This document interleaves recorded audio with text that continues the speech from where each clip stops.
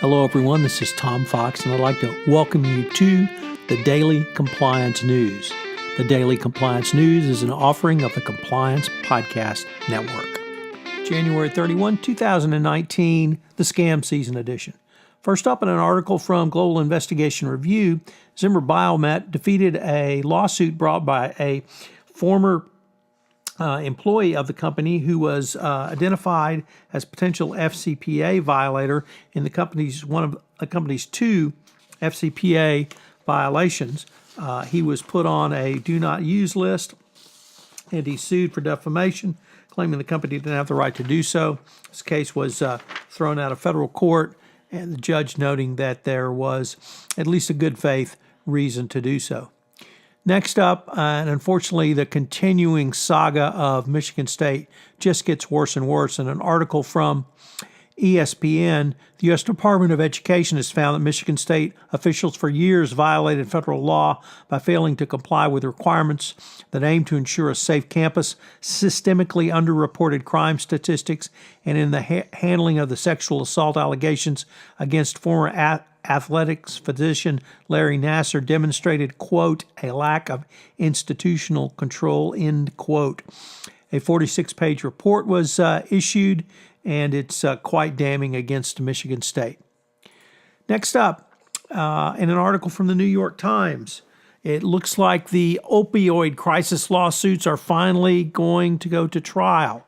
One judge in Ohio has a consolidated multi-district litigation docket, and there are three cases that he looks like is going to go to trial because the parties were not able to reach a settlement. This will be the first series of cases, civil cases around the opioid crisis, and they could be very damaging to the defendant drug manufacturers if they engaged in fraud, if they engaged in conspiracy, and if they engaged in bribery and corruption to get doctors to sell opioid-based drugs going forward. And finally, in another article in the New York Times, it asks the question, why is it a never-ending scam season? It's a really interesting article.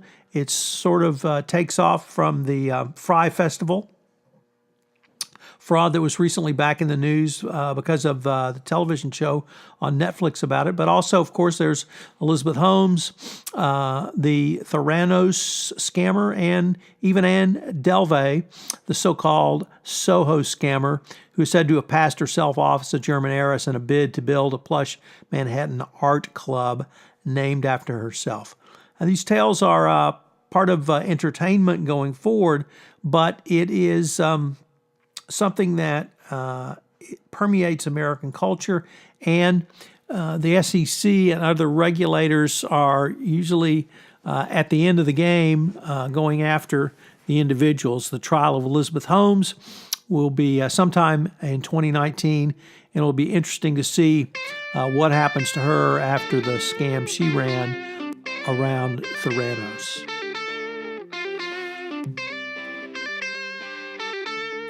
This is Tom Fox. If you have any ideas for the Daily Compliance News, please feel free to email me at tfox@tfoxlaw.com. I'd love to hear from you. This is Tom Fox. I'm the Compliance Evangelist. As you may know, we've had several new offerings on the Compliance Podcast Network.